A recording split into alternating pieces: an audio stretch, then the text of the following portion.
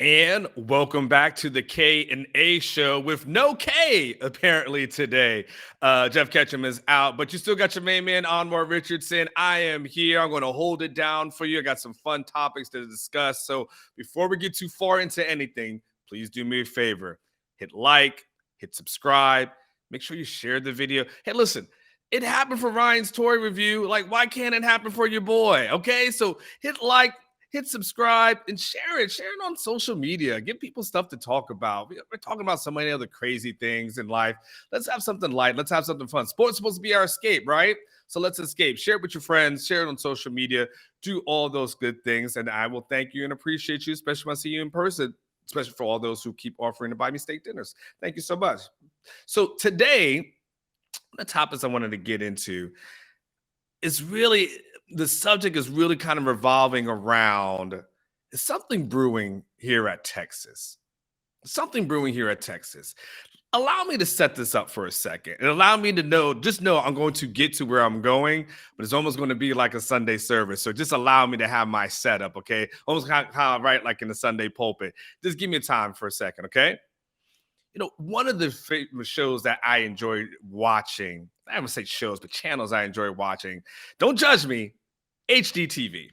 I love those remodeling kind of shows, not necessarily the decorations, but things that they go into and say like, hey, they've got to do some restoration, restoration in homes.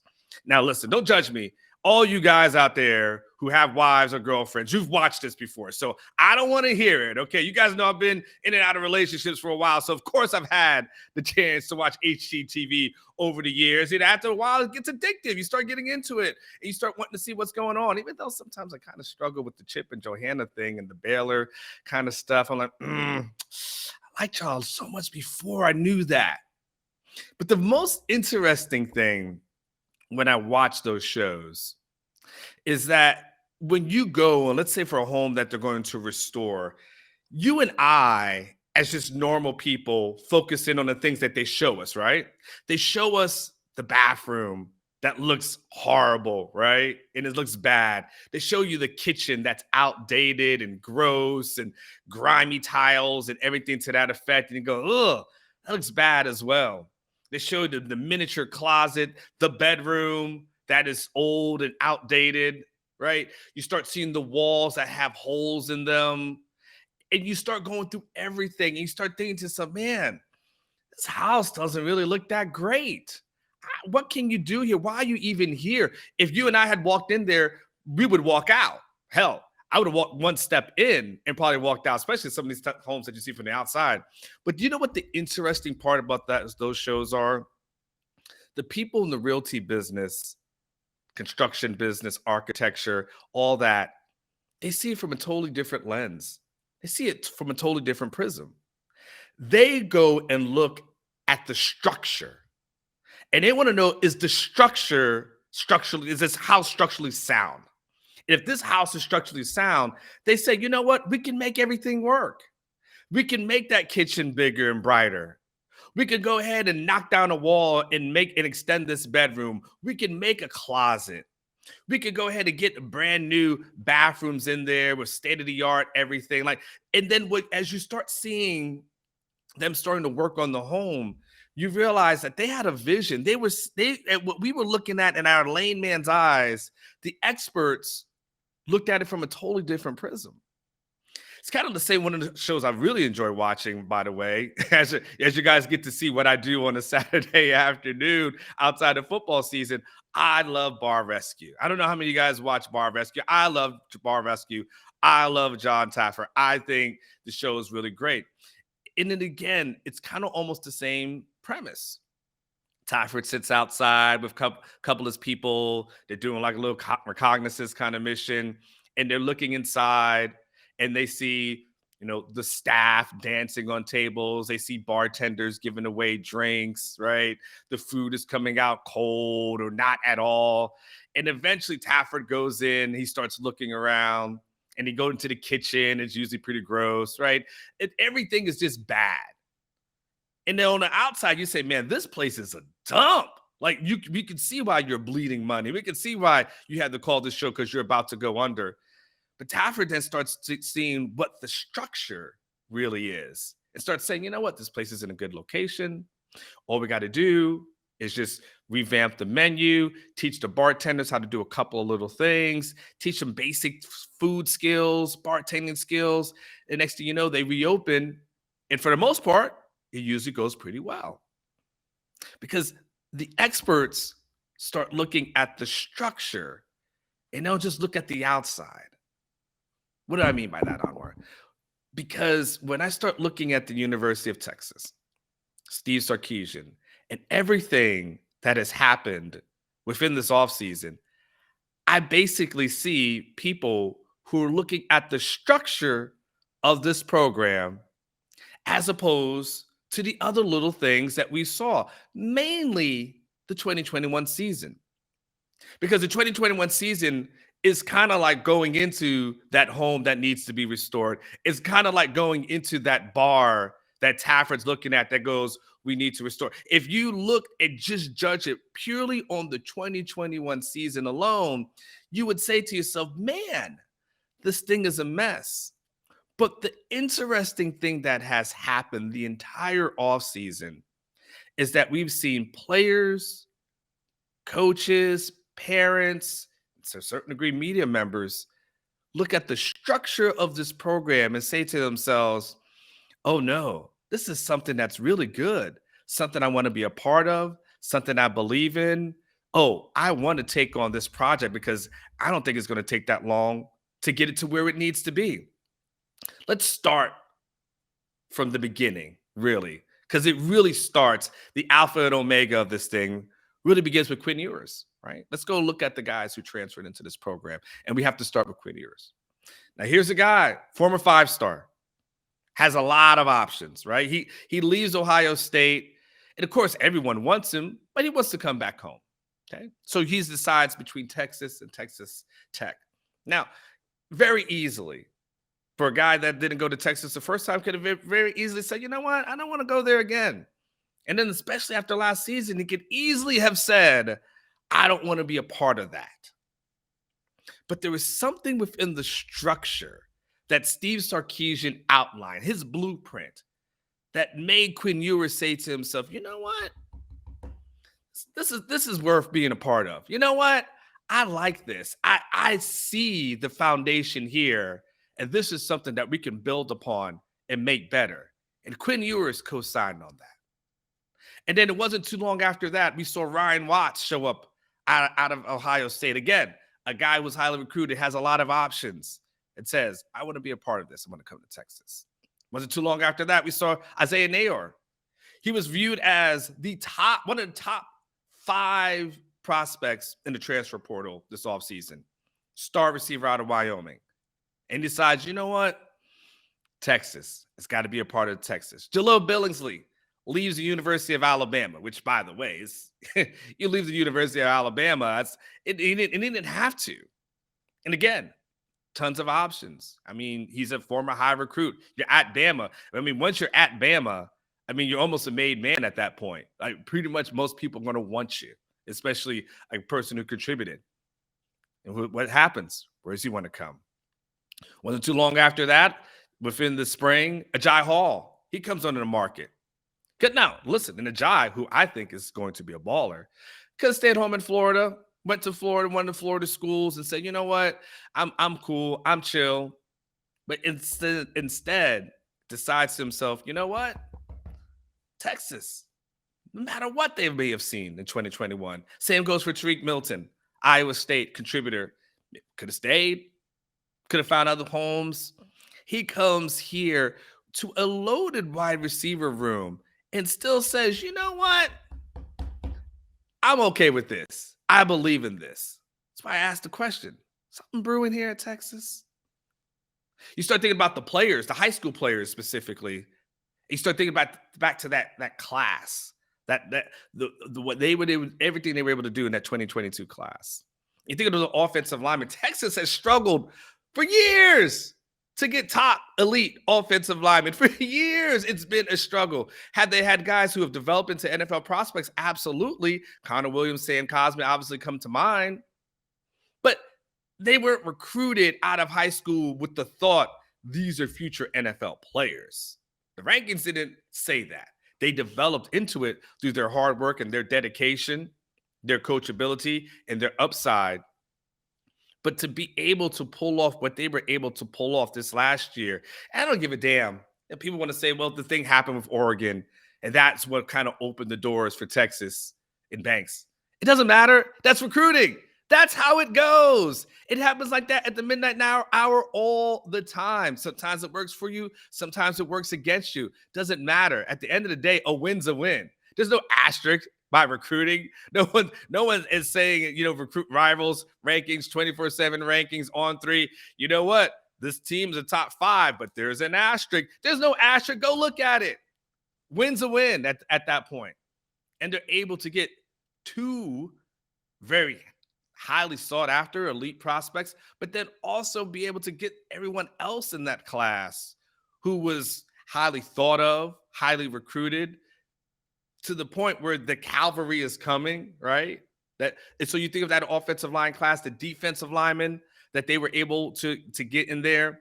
And, again, that's been a struggle for Texas to get guys who are elite coming out of high school, not the developmental guys who eventually develop into like a Charles Omenihu, for instance, right? Charles Omenihu developed into that, but no one when he's coming out of high school thought Charles Omenihu would evolve into a 5th-round draft pick. Now, Charles probably did, and maybe his family did, and maybe his close people did, but you get what I'm saying from recruiting rankings standpoint. Charles was tall, lanky, and he was a guy that was going to have to develop into it, grow into it, and he did. He absolutely did. But you think about everybody else that they were able to get in this 2022 class, defensive wise, but it's Justice Finkley. That's a part of it. You go through the list of all your favorite guys that are on there. Offensively, Brandon Thompson, super fast, one of the fastest guys in the nation, ends up being a part of that class. And again, based off of last season, it would have been very easy for those guys to jump ship. It would have been very easy for those guys to say, I don't know. And then we see, even as of last night, that Texas picks up another elite defensive player, defensive back out of Louisiana. And you're starting to say to yourself, man, everybody is seeing something special in this Texas Longhorn program. Is something starting to brew here? You start thinking about the 2023 class, as I kind of alluded to that before, just a second ago. But I'll start there. In the alpha and omega of the 2023 class, Arch Manning. Arch Manning, who had every option available to him, every option, whatever school he wanted to go to. If Arch Manning said, I want to go to University of Hawaii, well, aloha, because they would have been recruiting him. Arch Manning could have gone anywhere he wanted to. And at the end of the day, he said, you know what? It's Texas. No matter what I saw, Arch is saying that I think the foundation that Steve Sarkisian has laid, and I think the blueprint that he has laid out is so good that, yes, I'll be a part of this. I'll come be a part of that. And then since he's done that, Texas has had, 1,200 offensive linemen commit. I mean, obviously, there's been 4 offensive linemen that have committed. They get the linebacker, Leonga. I can't pronounce his last name, but I will at one point. But at least by the time he gets on campus, out of Hawaii, Jonah Wilson comes, and Derek Williams also commits as well. Again, people who look at it and can say, I don't know, but still see something here. Again, it's a parallel to some of my favorite shows. And as if that wasn't enough, because you could say to yourself all day, okay, maybe those are players, those are kids. Like, what do the kids know? I mean, first of all, I would say the Mannings know a lot. I've said it in the previous show. I think if the Mannings sign on you, co-sign on you, and say, you know what, we believe in you, I would say that says a lot about your head coach. Sorry, full disclosure. If the Mannings tell you, we believe you're a damn good coach, good enough to take our kid on, that family, that legacy, then you got to say, yeah. I mean, it's, again, I've used this analogy. It's like saying Beyonce telling you, you know what? I think you got a really good career ahead of you in entertainment, right? It's like Puffy saying, you know what, I think you could be really good in the music industry. It's like Aerosmith telling you, I think you can be really great, in rock. It's you go down. It's like one of the Iglesias telling you, man, you're going to be really good in this culture, in our music genre, country music. You go about Garth Brooks co-signing on you, seeing you at a karaoke bar and saying, you know what, I want to sign you because I think that's how great you are. That is what that is. When having some of the greats, the legends, tell you, we believe in you, we believe in your plan, we believe in your vision. But you could say to yourself, okay, those are kids. All right. Even though, let's take the Mannings out of it. Those are kids. Those are parents caught up in something. But then think about this from a coaching staff perspective. Gary Patterson. He's pretty good. There's a statue of Gary Patterson out there in TCU, a statue of him. And with all the options that Gary Patterson has, all the things he could have done, he said, you know what? I'm going to go to Austin, be around Steve Sarkisian. Now, Gary Patterson ain't coming here if he thinks this program is about some BS. Can we just be real? Gary Patterson is above that. Gary Patterson's a made man. He's on the Mount Rushmore of college coaches in the history of Texas, okay? He's that guy. And that guy who's on the Mount Rushmore of coaches turns around and says, you know what? I don't mind coming here in Texas. I think something might be brewing here. Think about Tashard Choice. Here's a guy that literally had a job at USC, Lincoln Riley. I mean, he didn't get a card to get into the office. I don't know if he even had a card to get into office. But a few days after getting that job offer and accepting that job offer, Steve Sarkisian calls him. And Tashard Choice could have easily said, man, I'm in with Lincoln Riley. I'm at USC. Like, all's good. I'm straight. And Tashard Choice said, nah, I'll come to Texas. Brendan Marion. Here's a guy who just had a Biletnikoff winner. The world is his oyster. Brendan Marion can do whatever he wants at this point. I mean, you produce a Biletnikoff winner, you're good, right? You're pretty much a made man in coaching. And of all the options that Brendan Marion had, he said, you know what? Come over to this old house. Come over to Texas, because he believes.